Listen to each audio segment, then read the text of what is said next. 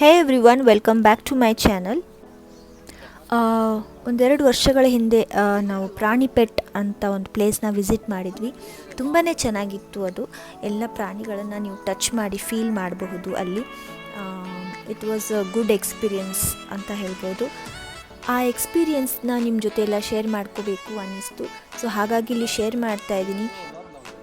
ಆ ಟೈಮಲ್ಲಿ ನನ್ನ ವ್ಲಾಗ್ ಚಾನಲ್ ಇರಲಿಲ್ಲ, ಹಾಗಾಗಿ ಇದನ್ನು ಈಗ ನಾನು ನಿಮ್ಮ ಜೊತೆ ಶೇರ್ ಮಾಡ್ಕೊಳ್ತಾ ಇದ್ದೀನಿ.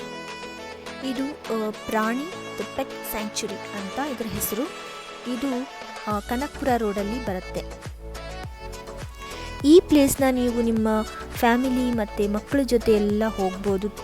Beautiful place to spend a day ಅಂತ ಅನಿಸುತ್ತೆ. ಆ್ಯಂಡ್ ಇಲ್ಲಿ ನಿಮಗೆ different variety of animals, birds ಮತ್ತು ಮ್ಯಾಮಲ್ಸ್, ರೆಪ್ಟೈಲ್ಸ್ ಇದೆಲ್ಲ ಸಿಕ್ಕುತ್ತೆ. ಆ್ಯಂಫಿಬಿಯನ್ಸ್ ಎಲ್ಲ ಇರುತ್ತೆ. ಅಲ್ಲಿ ಪ್ರಾಣಿಗಳನ್ನು ಹ್ಯಾಂಡಲ್ ಮಾಡೋದಕ್ಕೆ ಅಂತಲೇ ಪರ್ಟಿಕ್ಯುಲರ್ ಜನ ಇರ್ತಾರೆ. ಸೊ ಅವರು ಹೇಳ್ತಾರೆ ಹೇಗೆ ಪ್ರಾಣಿಗಳನ್ನು ಹ್ಯಾಂಡಲ್ ಮಾಡಬೇಕು. ಸ್ನೇಕ್ ಕೂಡ ಇಲ್ಲಿ ಟಚ್ ಮಾಡಿ ನೋಡಬಹುದು ನಾವು. ಟಿಕೆಟ್ ಇಲ್ಲಿ ಅಬೌಟ್ 3 years 400 rupees ಇದೆ. ನೀವು ಆನ್ಲೈನಲ್ಲಿ ಕೂಡ ನೀವು ಟಿಕೆಟ್ಸ್ನ ಬೈ ಮಾಡ್ಬೋದು, ಅಥವಾ ಡೈರೆಕ್ಟ್ಲಿ ಅಲ್ಲೇ ಹೋಗಿಬಿಟ್ಟು ಕೌಂಟರಲ್ಲಿ ನೀವು ಟಿಕೆಟ್ನ ತಗೋಬೋದು.